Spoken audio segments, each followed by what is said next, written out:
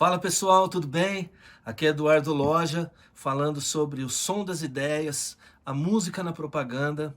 Estou muito feliz que a gente tem tido um envolvimento muito grande nas publicações e a gente está dando continuidade ao processo que a gente tinha feito dos 5 passos para você montar o seu home studio.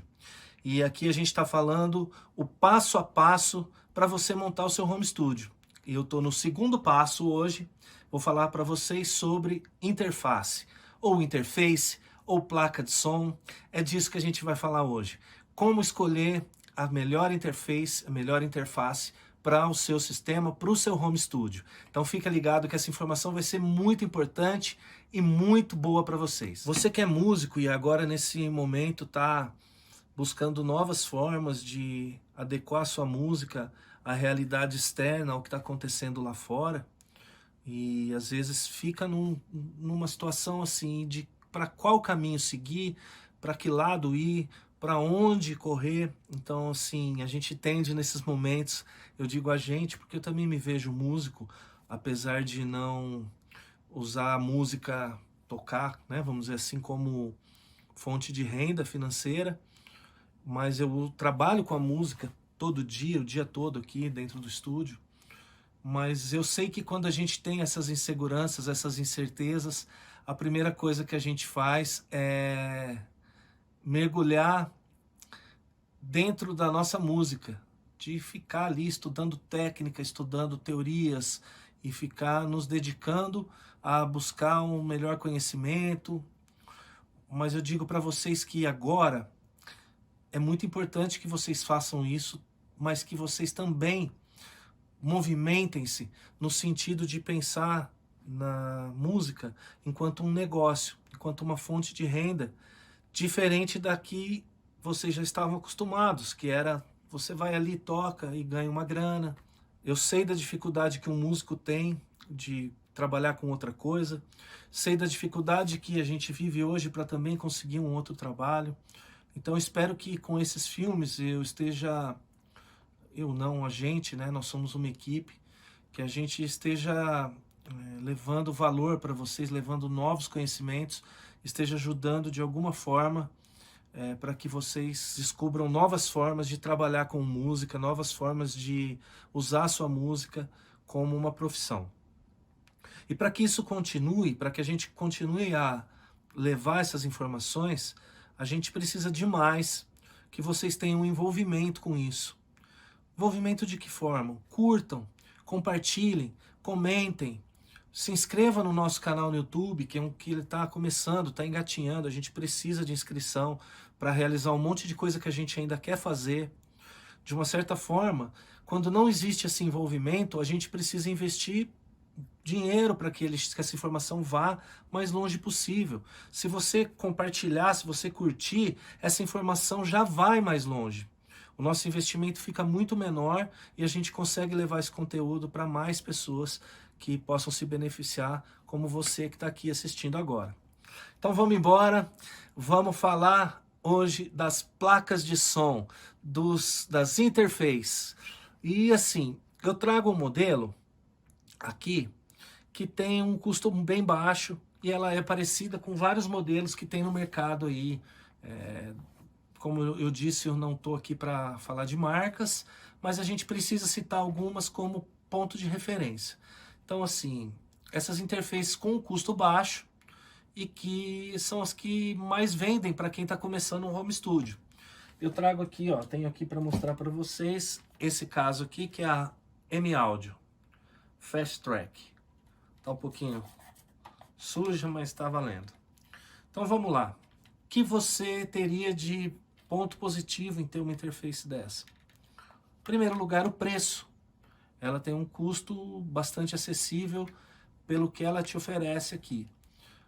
Como essas outras que você encontra aí, da Behringer, acho que a própria Roland, acho que várias marcas têm interfaces de linhas de entrada assim. Para você começar, elas vão te ajudar bastante. O que tem essa interface aqui que torna ela atrativa? Ela tem uma conexão USB, né? Que você pode, todo computador vai ter essa conexão. O que acontece um pouco com a conexão USB? De vez em quando ela desarma, você perde o contato, dependendo da máquina, dependendo do software, você perde contato com a placa. Aí você precisa reiniciar a máquina para voltar a ter contato com a interface, com a placa, né? O que eu te recomendo é que você procure as placas que tenham isso aqui, olha, uma conexão, uma entrada de energia, para que você possa ligar uma fonte aqui. Então você vai ligar essa placa no seu computador via USB e mais a fonte para que ela não caia, evite que ela caia mais vezes, né? Ela vem aqui com o Phantom. O que seria o Phantom? Ela alimenta 48 volts aqui nessas entradas. Esse 48 volts seria para quando você utilizasse microfones condensadores, que a gente vai falar num próximo passo, tá?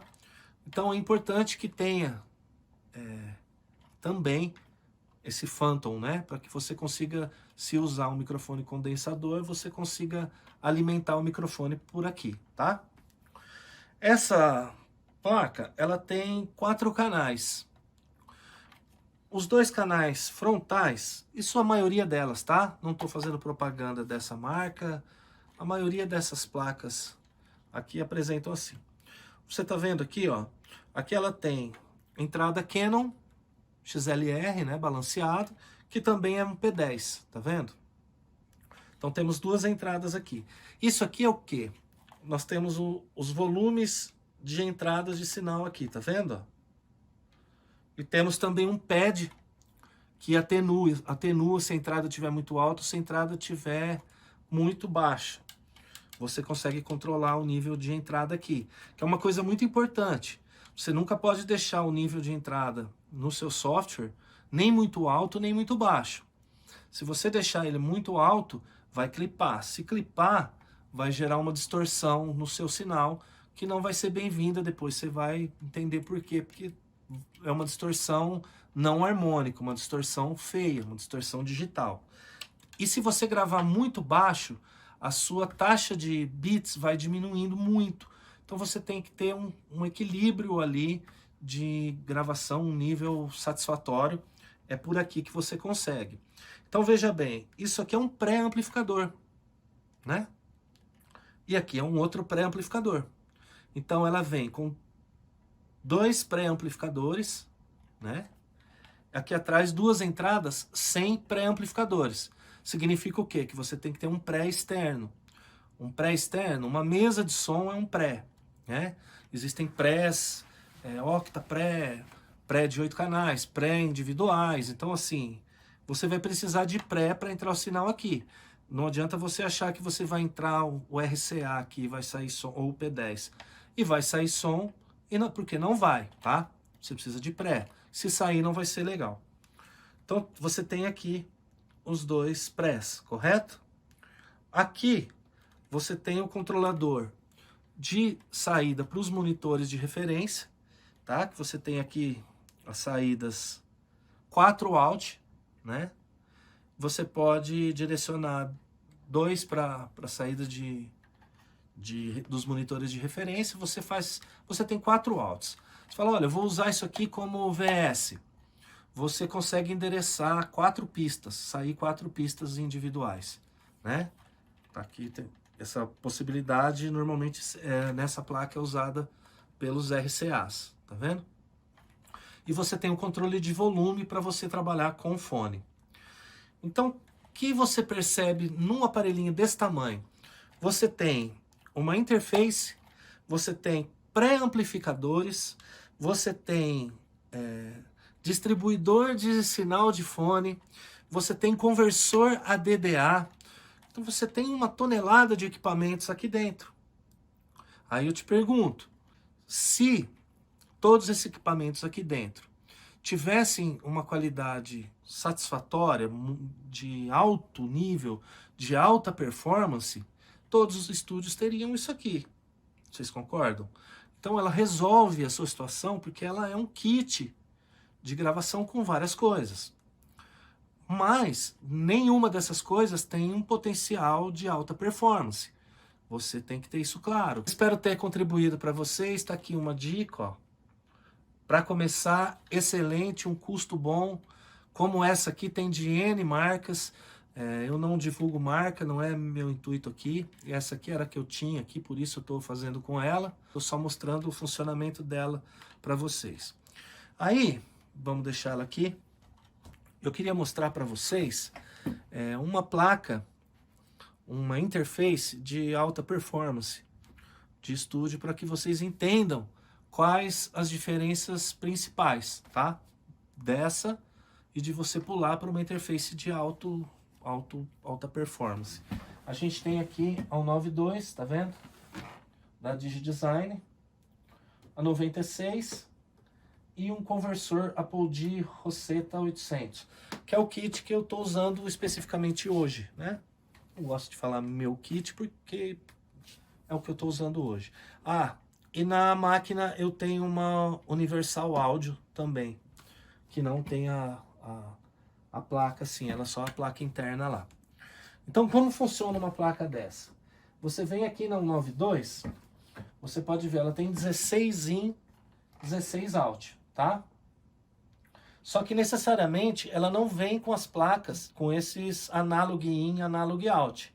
Então tem umas que tem só 8, você tem que ter a placa e os analog in, analog out atrás também. Você tem a opção de ter ou não ter. Nessa aqui eu tenho os 16 analog in e os 16 analog out, tá? Lá atrás. Ela tá toda conectada pelos cabos DB25, né? Ela não entra como essa aqui, P10 Canon. Ela entra o DB25. E o mais importante é que você não adianta você adquirir só uma 92 ou uma 96. Você precisa de placas, placa interna, que são as placas de processamento de DSP. A que faz ela rodar chama Core, a Core, né? HD Core. Então a gente tem lá uma Core que faz rodar as placas e depois a gente tem 3 processos. Quanto mais placa de processamento você tem, mais plugins você consegue fazer, mais você consegue trabalhar. Então eu tenho uma placa Core, e 2 processos, que é só para processar os plugins. E uma placa da Universal Audio, onde eu consigo comprar os plugins e colocar os plugins na máquina, os plugins que eu quero. É assim que funciona. Esse é um conversor ADDA. Como o nome fala, um conversor análogo digital, digital análogo. Você liga o microfone e ele faz a conversão. Essas placas, diferente daquela que eu mostrei, elas não têm pré-amplificador. A placa não tem pré-amplificador. Você precisa de prés externos. Nesse caso, a gente tem ali um Manley, um API, tem um outro rack ali que não dá para ver, e mais os Focusrite que estão aqui na Control. Então você vê que você tem que investir bem mais. Você compra a placa, depois você compra outra placa. O que acontece principalmente de diferente nisso tudo? Você tem o DSP, que é Digital Signal Process, ou processador de sinal digital. Você tem ele em placas. Quando você pega uma placa que não tem o processamento de sinal integrado, que não tem esse DSP integrado, ela vai processando tudo no HD da máquina, no sistema da máquina. Aí eu vou te dar um exemplo. Você vem aqui e mixou um bumbo, né, da bateria. Aí você vem aqui e mixou a caixa. Quando você mixou a caixa, os plugins, eles começaram eles dividem processamento. Então aquele som que você tinha no primeiro canal já não é mais o mesmo, porque ele está dividindo, eles vão dividindo esse DSP conforme você vai abrindo canais. Entendeu? Por isso que às vezes chega no final, o som do seu bumbo já não era o som do bumbo que você tava um sonzão de bumbo, ele já diminuiu, porque ele está dividindo DSP. Então quanto mais canal, menos potência de processamento você vai ter em cada plugin que você colocou. Quando você tem uma placa assim, ou como a Universal Audio, ou outras placas, que tem o processamento integrado, as placas de processamento, a hora que você vai pondo um plugin, a hora que ela encher aquele processadorzinho, ela vai pulando para o outro, falando em termos brutos, tá? ela não divide processamento. A hora que acabar a sua capacidade de processamento, acabou. Você não abre mais nada, porque eles não dividem. Cada coisa, cada casinha ali da placa faz um processamento de um plugin, por exemplo. No Universal Audio, nas placas, a mesma coisa. Ela tem lá o processador ali. Que também é uma diferença fundamental de você ter os plugins de rack, né? Os equipamentos de rack, processamento, é todo processamento integrado. Então essa é a diferença. Quando a gente fala, uma outra coisa também de ter o processador integrado, é você conseguir gravar ouvindo os plugins com toda facilidade. Um exemplo, você vai gravar uma voz, a pessoa quer ouvir um reverb na voz. Quem tem uma placa sem processador integrado, sabe a dificuldade que é você fazer isso. Porque você vai ter que aumentar o buffer, vai dar latência, e um simples reverb vai dar um trabalho. Você talvez nem consiga. Quando você tem um hardware, uma placa, com processador integrado, você consegue isso com muita facilidade. Porque ela processa e a máquina continua andando, você não depende do processamento da máquina. E isso é muito importante. E você tem uma qualidade de som com processamento infinitamente mais alta definição do que uma interface sem o processamento integrado, né? Para a gente fechar essa discussão, aí você fala assim, essas placas elas têm assim, veja aqui, essa aqui vai 192, essa vai 96. Isso aqui se refere ao quê? Isso aqui se refere ao sample rate. Ele vai servir para quê? Para você configurar o seu projeto. Então eu vou trazer para vocês assim, a definição de um CD, de uma faixa de CD, ela tem 16 bits por 44.100 kHz. 1644.100, né? Da onde veio isso? O ouvido humano, ele é capaz de ouvir até 22.5. Nem todos. A gente, principalmente que é músico, a gente ouve muito menos que isso. Mas 22.5 kHz, uma frequência muito aguda, é um limite humano. E aí, acredita-se que você dobrar essa capacidade, essa amostragem, é suficiente para que você tenha uma definição alta. Mas você não ouve de 22.5 para frente. E mesmo assim a definição do CD é 44.100. Aí fizeram a 88.2, que é o dobro, para você ter mais mostragem. Aí tem a 96, que é o dobro do... 96, o dobro do... Faz aí a conta. E 192. Você vai gravar um projeto em 192? Eu nunca gravei. Mas você tem essa amostragem, né? Aí, no final, tudo vai ficar 1644, tá? Então, essa é uma discussão assim. Uns dizem que você trabalhar com essa amostragem e depois você vai ter uma performance... Blá, blá, blá, blá. Resumindo, o seu trabalho final vai ficar em 1644. A não ser que seja um DVD, que ele vai poder ser 48, tá? Então, eu recomendo a vocês que trabalhem para começar em 1648. 16 bit 48. Eu trabalho 2448. O 24, se alguém abrir, ele vai dar entroncamento no som. Então, quando você já tiver com certo know-how, passa a trabalhar em 24. Num primeiro momento, trabalha em 1644.100, tá? É isso. Vai dar um render final, Wave 1644. É o que você precisa fazer agora. Principalmente se você for converter em MP3. E eu acho que é isso. Eu espero ter contribuído mais uma vez, trazendo esse conteúdo sobre as interfaces. Se alguém tiver alguma dúvida, pode entrar em contato, tá? Pode deixar aqui embaixo. Eu peço de novo para que vocês curtam, compartilhem, entre lá no nosso canal no YouTube e vamos seguir. Ajuda a gente nessa corrente de levar informação aí. Vamos embora. Vamos se mexer, vamos movimentar as coisas. É para isso que eu tô aqui e é isso que vocês têm que fazer também. Bora!